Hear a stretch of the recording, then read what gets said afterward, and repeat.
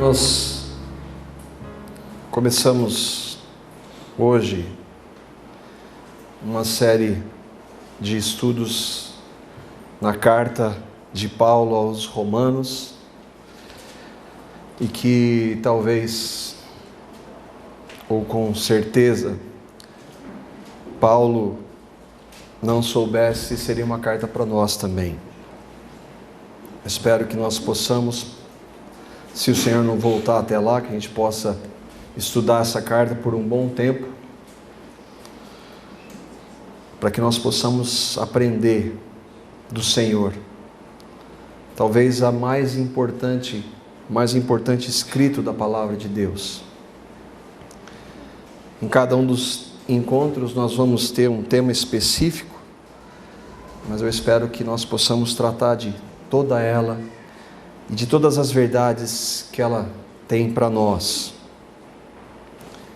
A carta de Paulo aos Romanos, ela tem 16 capítulos e a sua divisão, bem rapidamente, ela é nos capítulos 1 a 3 fala da perdição da humanidade. O capítulo 1 fala de que o mundo está perdido. O 2 fala que o judeu também está perdido, mesmo tendo recebido a lei.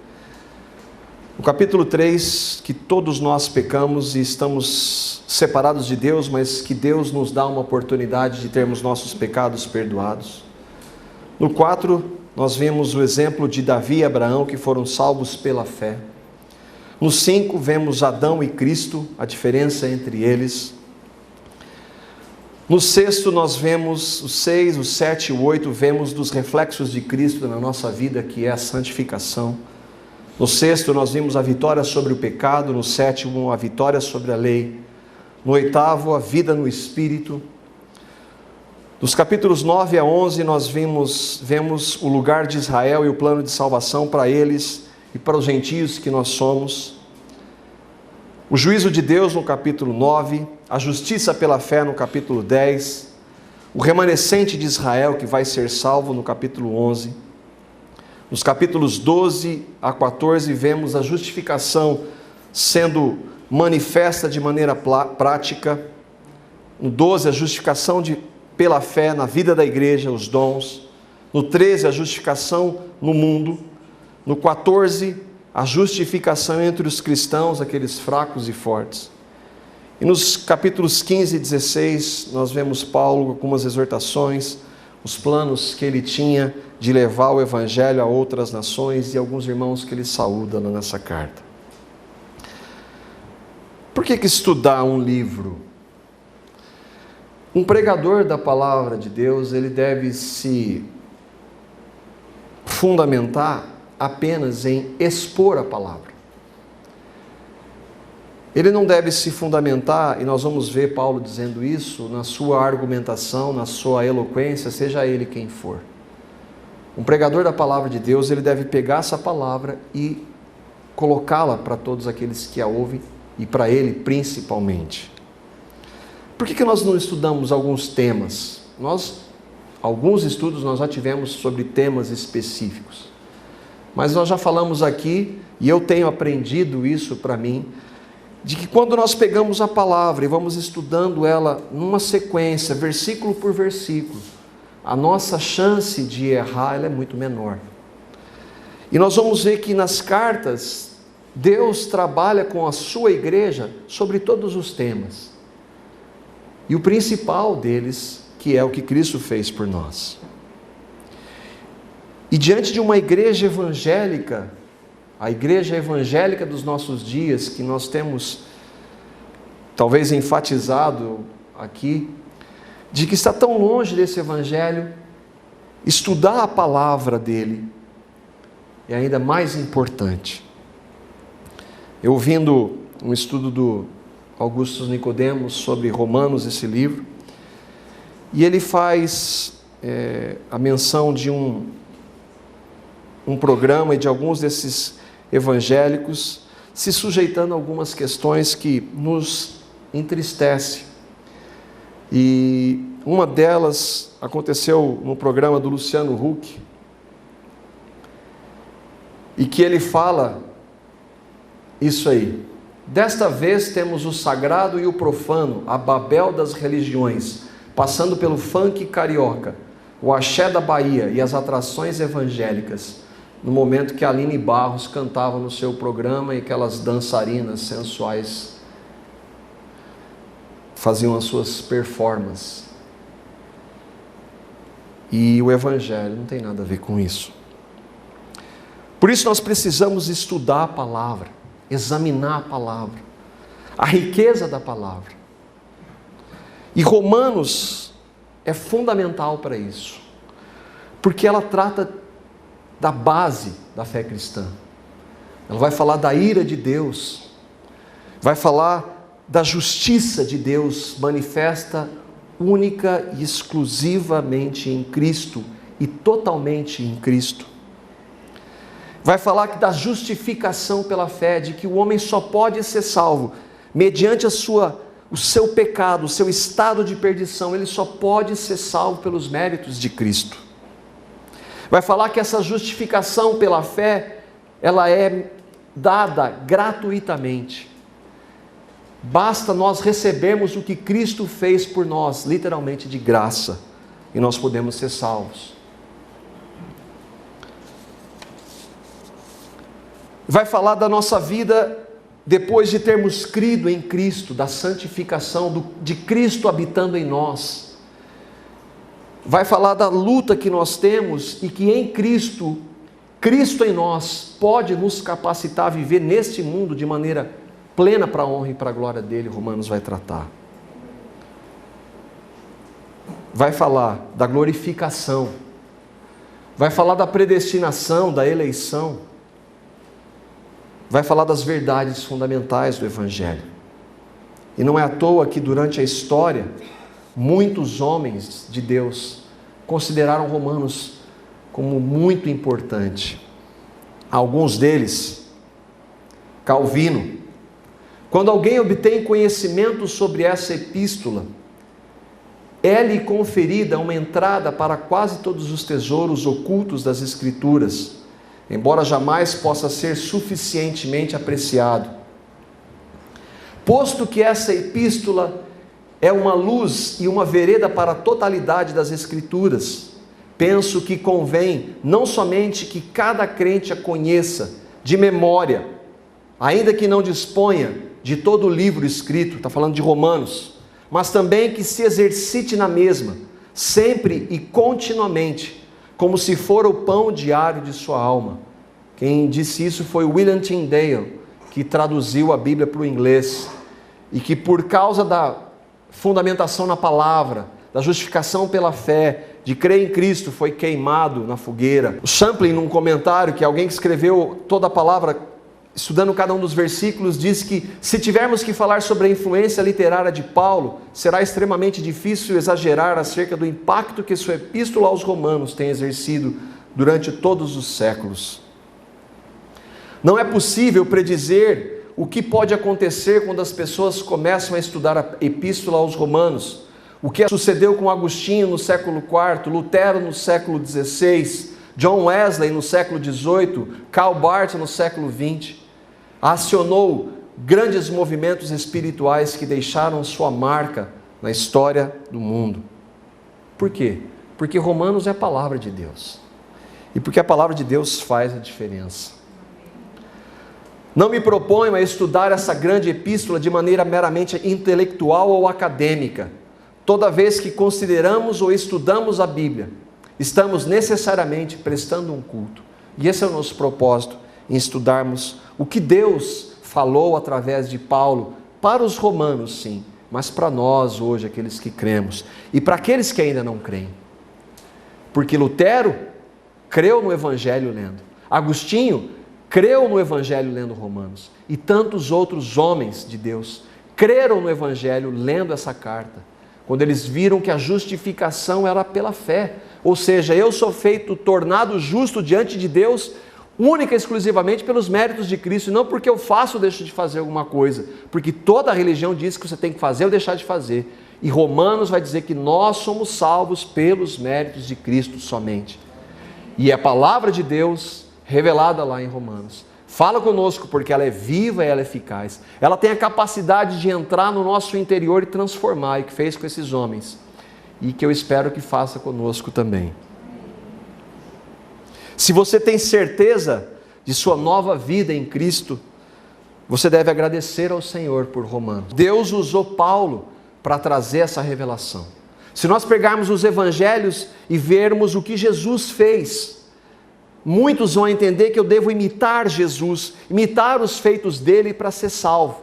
Mas Deus usa Paulo e os demais apóstolos para dizer que nós precisamos crer no que Cristo fez. E Ele habitando em nós, Ele vai nos capacitar a fazer o que Ele fez. De que forma?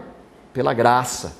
Porque o que Ele veio fazer foi nos salvar. Não dar condição para nós nos salvarmos, porque em nós isso não existe.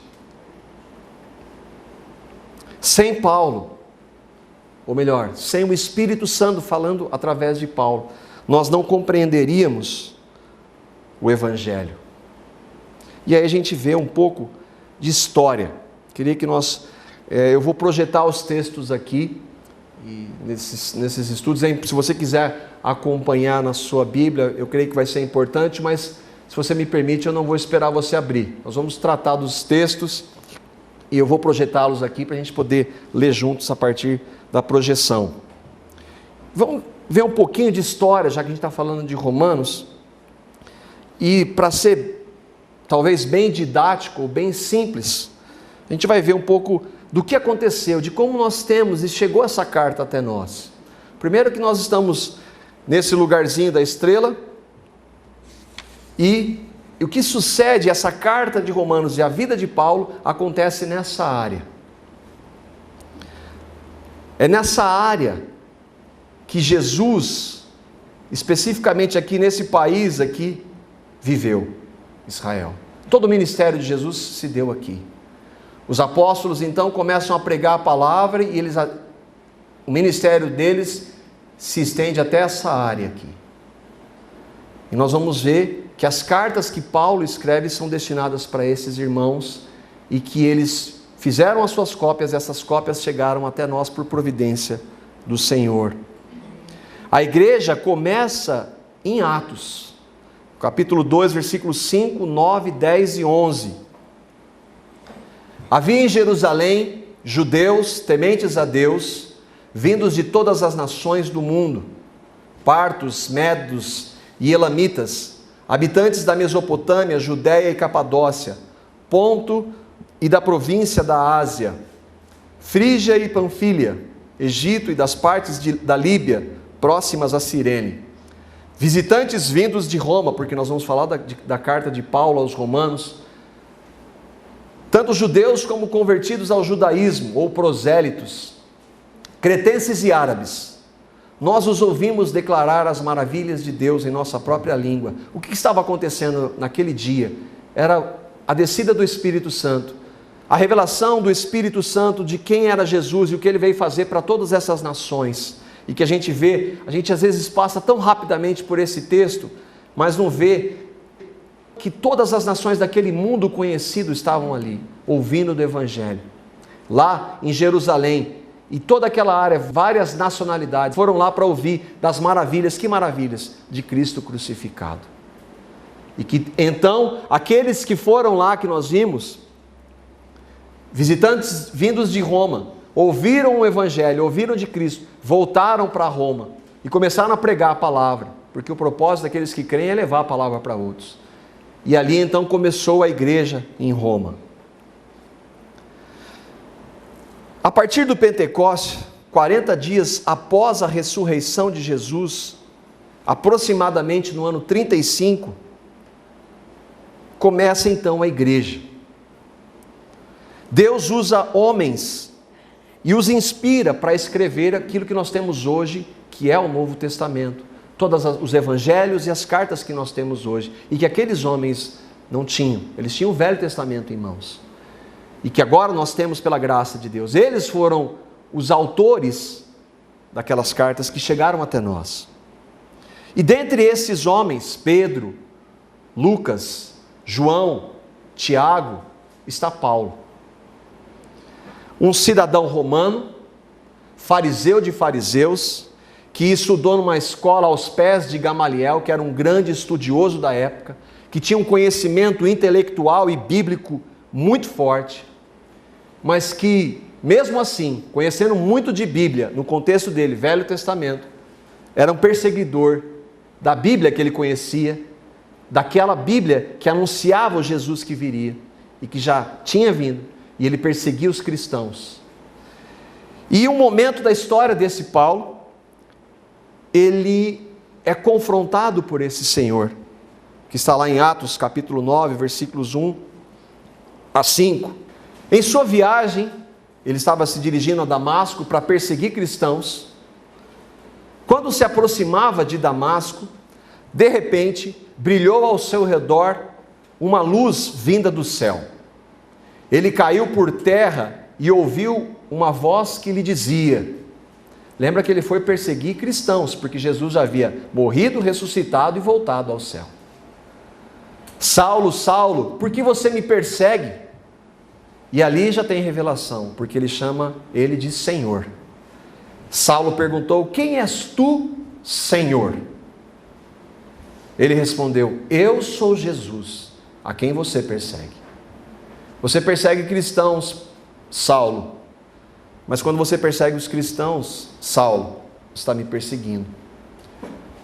E naquele momento, Saulo crê em Cristo, crê naquele que ele perseguia, é salvo e torna-se Paulo. E esse Paulo vai trazer essa palavra para nós. Às vezes nós não conhecemos o contexto, mas a palavra, e todos nós temos nas nossas Bíblias hoje vários mapinhas, mas que muitas vezes, ou na maioria das vezes, a gente nem sequer dá uma passada por esses mapinhas que tem, e que conta a história desses irmãos que Deus usou, entre eles Paulo. Um homem que viajou 20 mil quilômetros em sua vida para pregar a palavra. E não de avião, nem de navio transatlântico. A pé e em barco. E barco para andar quilômetros e quilômetros. Não os barcos que a gente tem hoje, mas para falar desse Jesus que transformou a vida dele. No ano 37, no caminho para Damasco, Saulo, um perseguidor de Cristo, nasce de novo.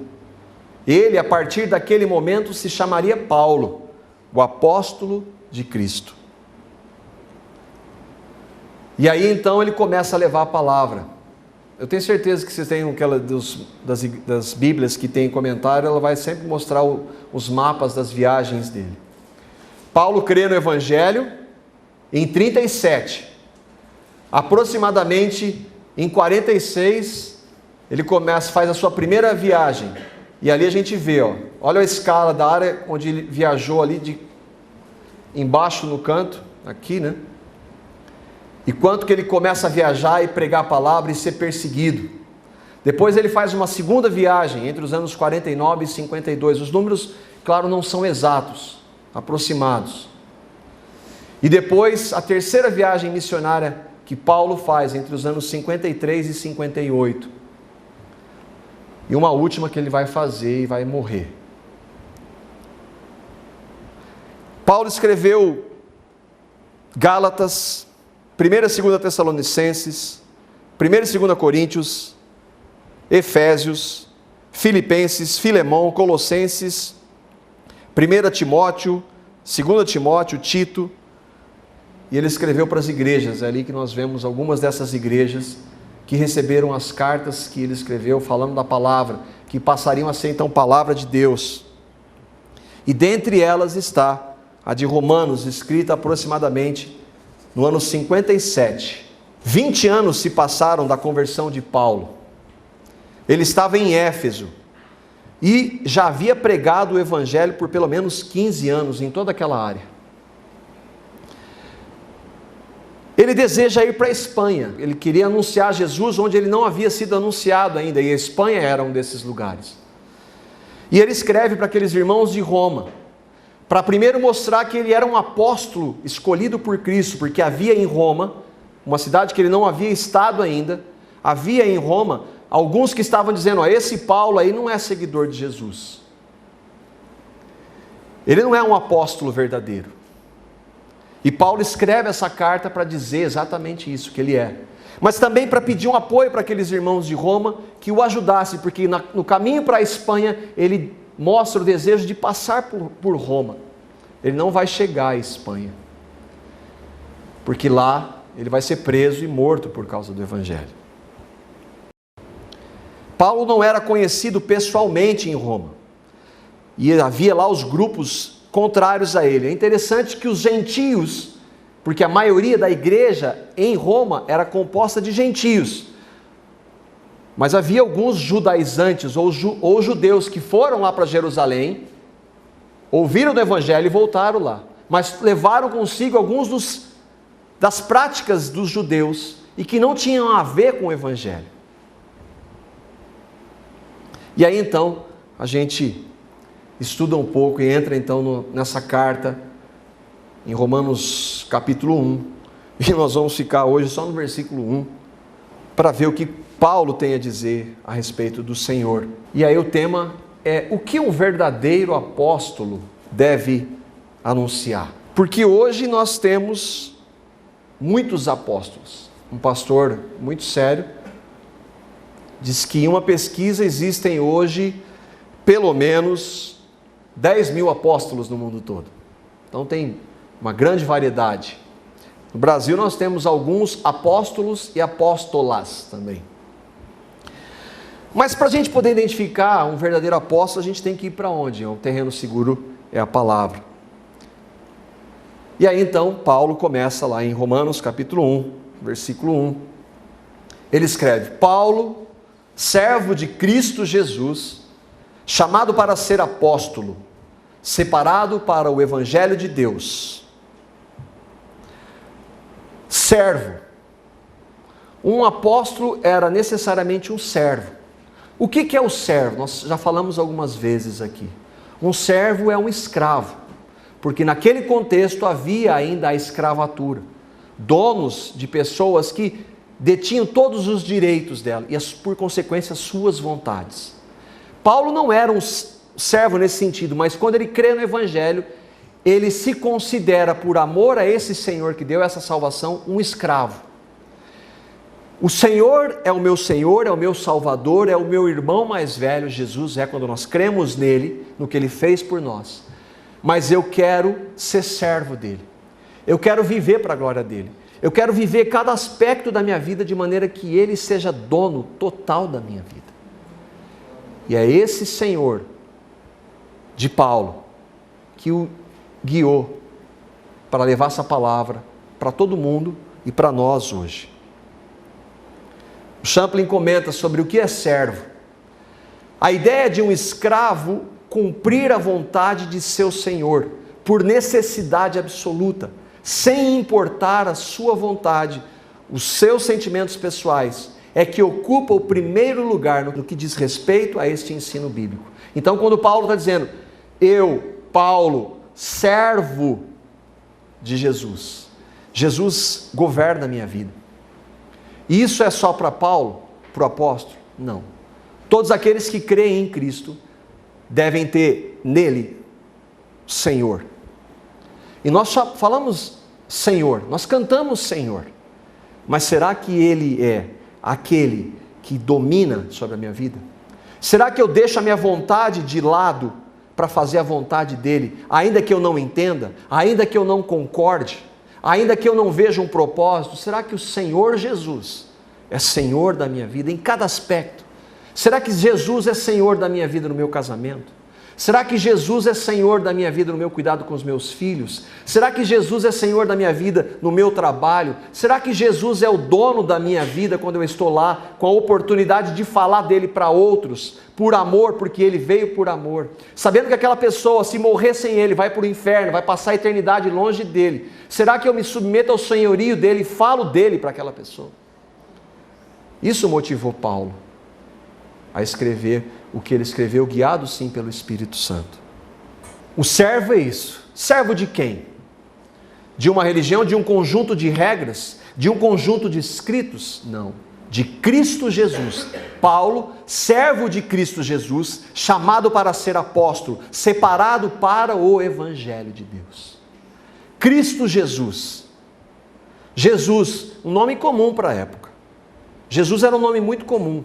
Cristo não é o sobrenome de Jesus. Cristo é o que Jesus, o Filho de Deus, é. O ungido, o Messias, e que Paulo perseguia, e que até então, sem a revelação, por isso que nós devemos orar, para que Deus revele essa verdade, porque ninguém tem a capacidade de revelar Jesus, o Cristo, para ninguém.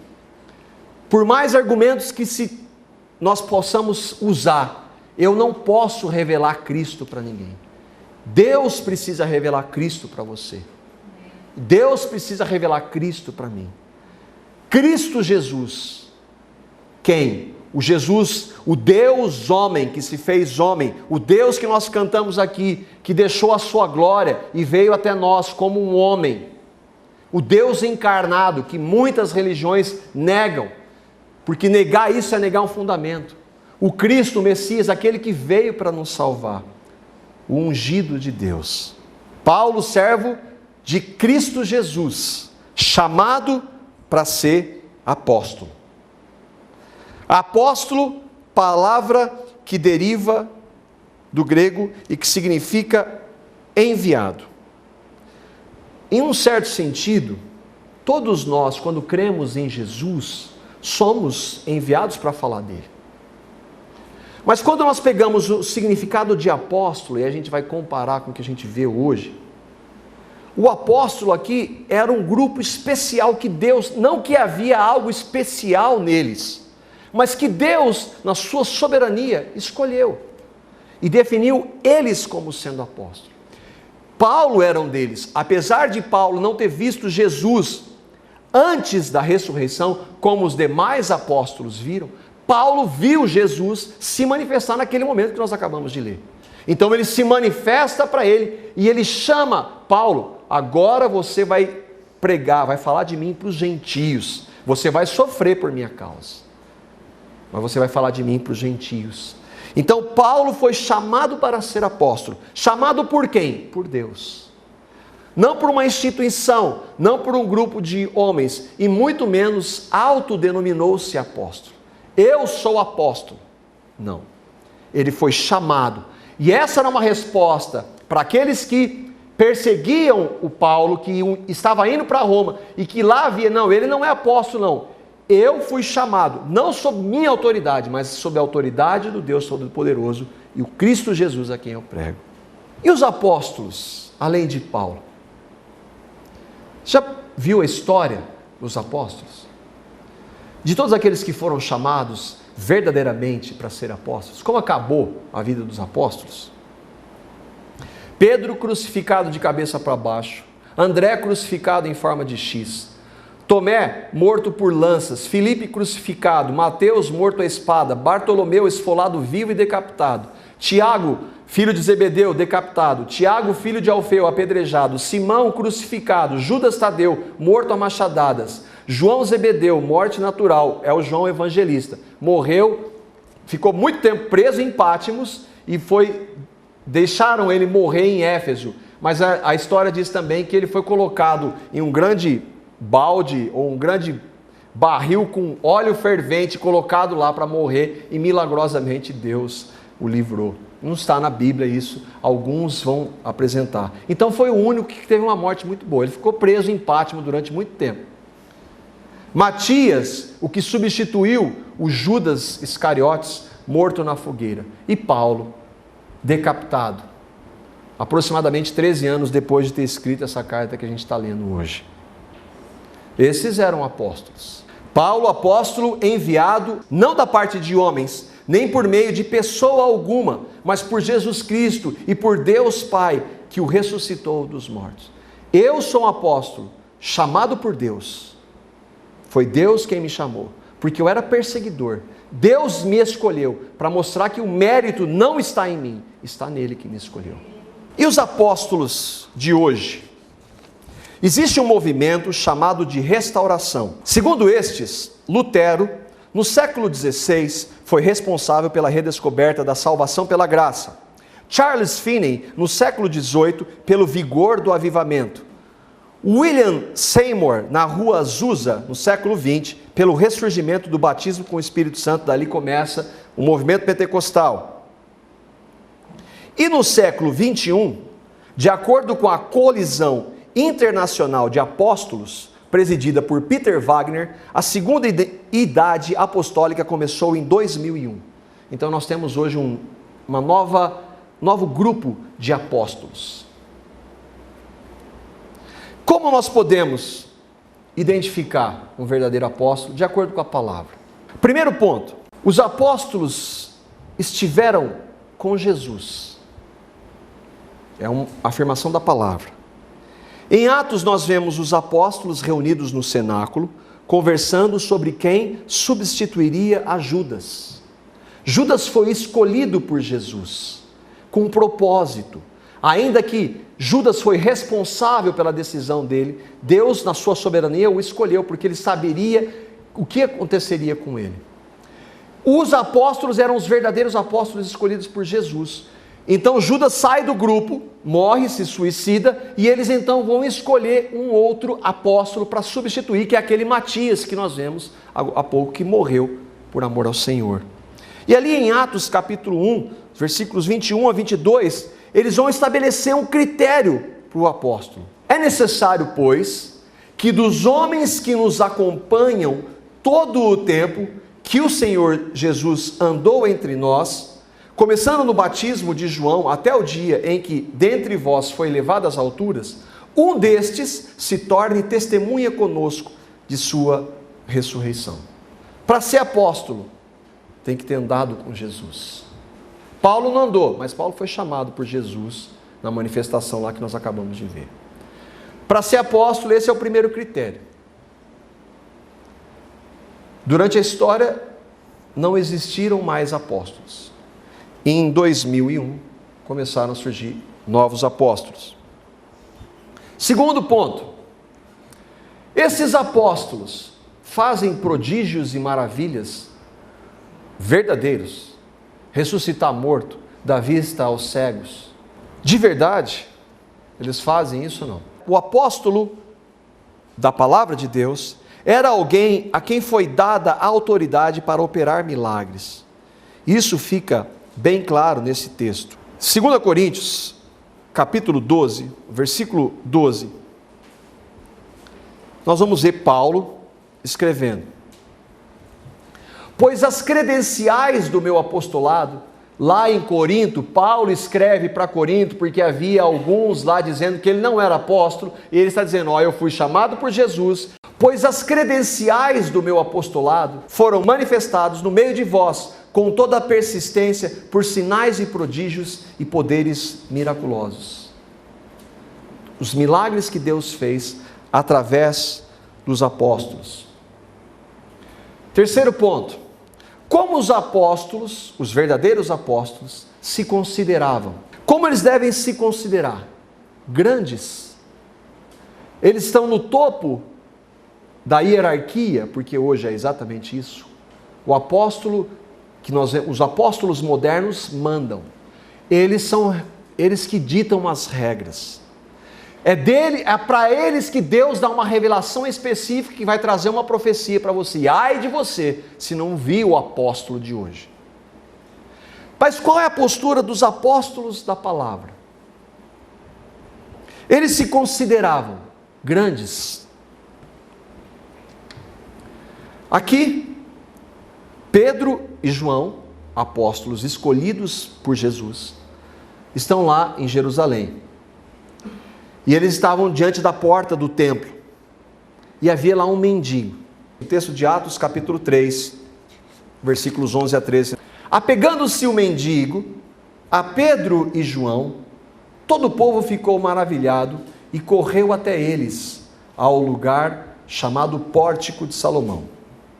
Vendo isso, Pedro lhes disse: israelitas, por que isso os surpreende? O que havia acontecido? Eles estavam passando. O mendigo pediu dinheiro para eles. Você, dinheiro eu não tenho, mas o que eu te dou um poder, e realiza um milagre na vida daquele um.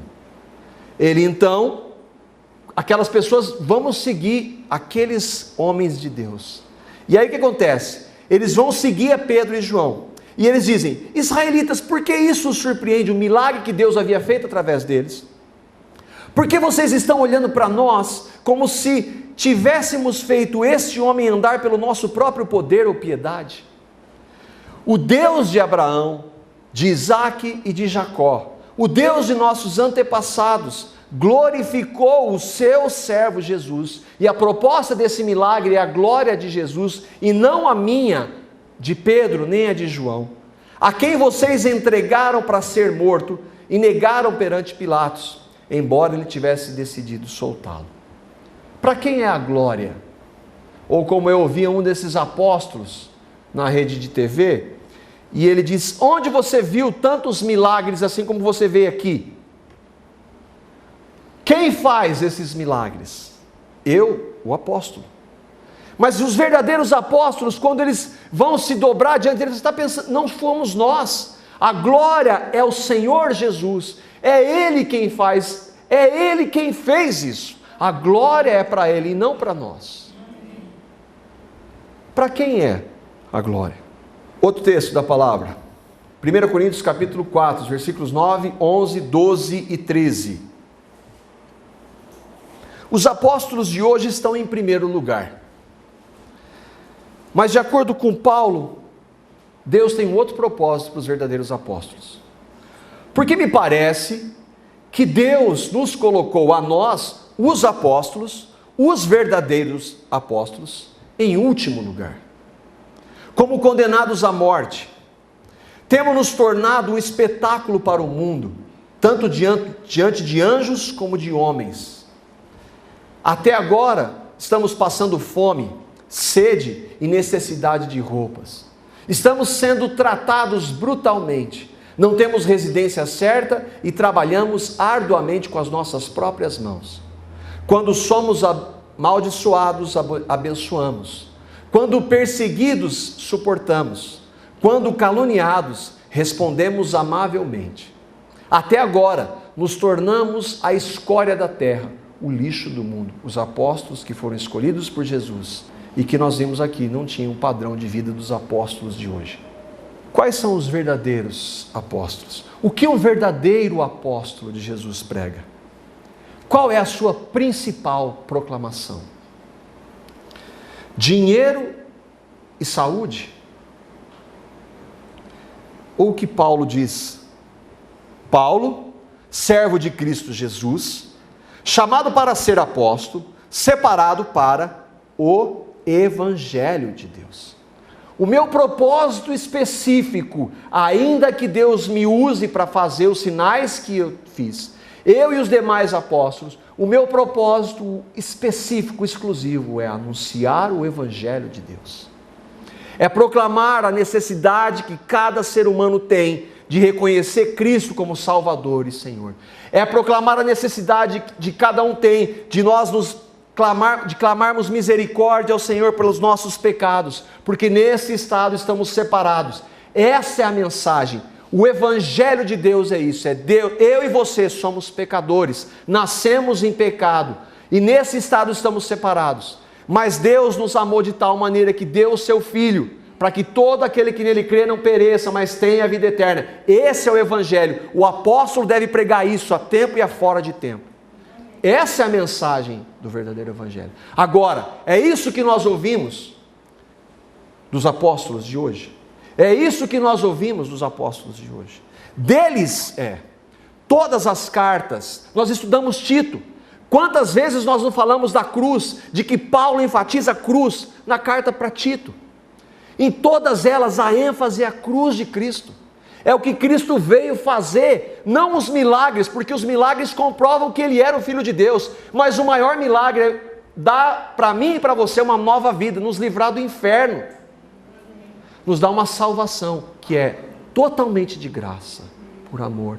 Esse é o maior milagre, e é um milagre verdadeiro. 1 Coríntios capítulo 2, versículos 1 e 2. Qual que era o objetivo desse apóstolo? O Evangelho de Deus. E olha o que ele disse: eu mesmo, irmãos, quando estive entre vocês, e aqui ele está escrevendo para os irmãos de Corinto, onde ele esteve, ele escreve uma carta para eles, 2 cartas na primeira.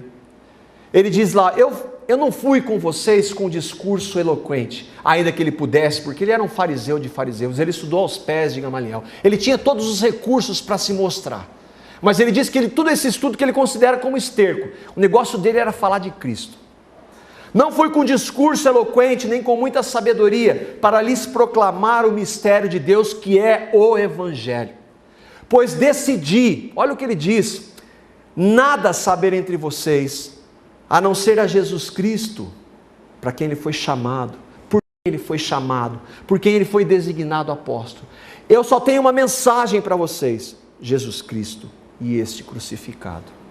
Por quê? Porque se você não crê em Jesus Cristo e este crucificado, ainda que ele opere em você milagres, que ressuscite você dos mortos, se você não crê no que Cristo fez por você, na cruz dele por você, na sua morte e ressurreição, se você não crê que a morte dele foi a sua morte, e que a ressurreição dele foi a vida nova que ele te deu, se você não crê, ainda que você receba muito dinheiro e seja curado, você vai para o inferno.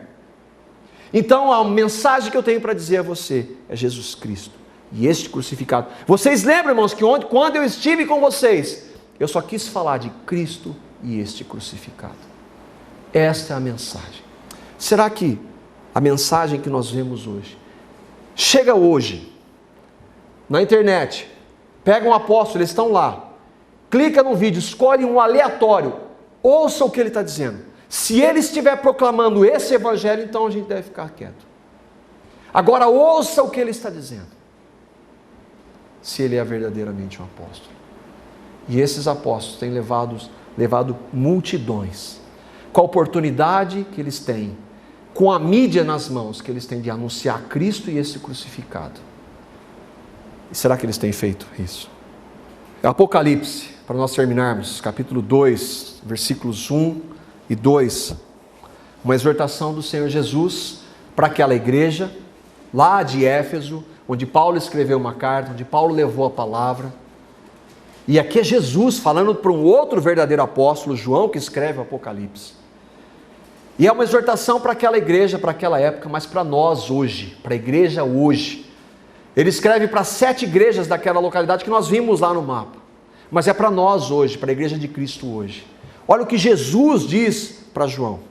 Ao anjo da igreja em Éfeso, ou ao líder daquela igreja que está lá em Éfeso, escreva: estas são as palavras daquele que tem as 7 estrelas em sua mão direita e anda entre os 7 candelabros de ouro, ele, Jesus. Eu conheço as suas obras e o seu trabalho árduo e a sua perseverança. Eu sei que você não pode tolerar homens maus, que pôs à prova os que se dizem apóstolos, mas não são, e descobriu que eles eram impostores. Naquela época existia, e hoje? Se dizem apóstolos, são impostores. E o Senhor está elogiando aqueles que os puseram à prova e examinaram para ver se eles verdadeiramente eram apóstolos. Eles não eram, eram impostores. Usavam o nome de Jesus. Paulo diz assim, que se alguém trouxer um outro evangelho, que não o evangelho que nós temos anunciado, que seja maldito. E o evangelho que a gente tem visto hoje não é o evangelho de Cristo crucificado. Para nos alertar. É por isso que nós fomos lá em Maringá ouvir um homem de Deus, e lendo a carta aos Hebreus, capítulo 2, ele diz que nós devemos nos apegar mais firmemente às verdades que nós temos ouvido, e a principal delas é Cristo crucificado. É por isso que todas as vezes nós devemos anunciar Cristo crucificado. Por quê? Porque a fé vem pelo ouvir, e ouvir pela palavra do Cristo crucificado. É a oportunidade que nós temos sempre de falar, temos que falar de Jesus, do Evangelho, de Cristo crucificado. Para que, pela fé, pela instrumentalidade da palavra, ação do Espírito, ouvindo do Evangelho, como aconteceu, se você crê hoje, se você um dia creu no que Cristo fez, você sabe do que eu estou falando. Porque você ouviu várias vezes de Jesus antes, mas não entendia nada. Um dia Deus revelou para você. E você pode dar graças a Ele. Senhor, eu te louvo. por a insistência de homens que falaram de Cristo crucificado, foi que eu e você cremos hoje. Então, se foi assim conosco, vai ser com todos os outros que estão perdidos e precisam ouvir de Cristo crucificado a todo momento. Esta é a mensagem do verdadeiro apóstolo. Os apóstolos foram aqueles lá. Hoje há mensageiros, pastores, evangelistas. Os apóstolos eram aqueles. Não existem mais apóstolos à luz da palavra de Deus, pelos critérios que nós vimos que ela mesma estabelece. Mas podemos comprovar e confrontar os ensinos desses à luz da palavra. Senhor, nós queremos te louvar por Cristo crucificado, Pai. Essa mensagem que o Senhor deu ao apóstolo Paulo e que o Senhor deu a todos aqueles que um dia creram no que o teu Filho fez por nós na cruz, na sua morte e ressurreição. Senhor, não há outra mensagem a não ser esta. E é esta mensagem que nós, como cristãos, somos chamados a anunciar. Senhor, dá-nos essa visão, dá-nos amor, Senhor, por aqueles que estão à nossa volta e que não conhecem o teu Filho, que não conhecem a Cristo crucificado. Dá-nos oportunidade, Senhor, dá-nos ousadia, dá-nos intrepidez para falar de Cristo crucificado, por misericórdia, Senhor. A única verdade que eles precisam ouvir é Cristo crucificado. Senhor, incomoda o nosso coração pelo teu Espírito, por tua graça, por tua misericórdia, não anunciar uma placa de igreja, uma denominação, mas anunciar Cristo crucificado. É para a tua honra e para a tua glória. É nessa proclamação, é nesse anúncio que o Senhor é honrado e glorificado, do teu Filho, o Senhor Jesus, o Cristo crucificado. Incomoda-nos, Senhor, não deixa-nos, Senhor, chamá-lo de Senhor só da boca para fora. Habita plenamente em nós e capacita-nos a viver, Senhor, para a tua honra e para a tua glória, nesse aspecto especificamente, anunciando a ti, Senhor Jesus, até que um dia, até aquele grande dia que o Senhor vai voltar para nos buscar. No teu nome, Jesus, nós oramos. Amém.